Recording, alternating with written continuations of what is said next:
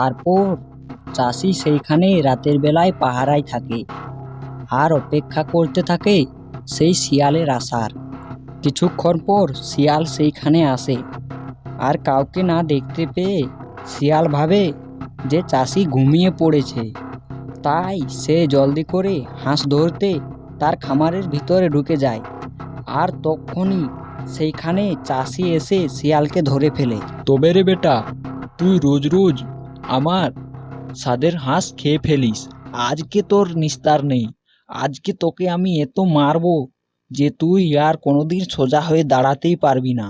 ওরে এই নে, বাবারে, ওরে এই নে, মারে, আবার এবারের নে। মতো আমাকে রোজ ছেড়ে রোজ দাও চাষি ভাই, আমার হাঁস চুরি সত্যি করে বলছি খাওয়া, অনেক তোকে লাগছে আজকে আমার। আমি ছেড়ে দাও, মেরেই ফেলবো। এবারের মতো এই আমাকে নে, ছেড়ে দাও। আবার নে, গেলাম রে, নে, ছেড়ে বোঝ দাও এবার চাষি ভাই, কেমন আর লাগে। তোমার হাঁস কখনো আমি চুরি করব না। কিন্তু চাষি শিয়ালের কোনো কথা শুনে না। চাষি সেই শিয়ালকে মেরে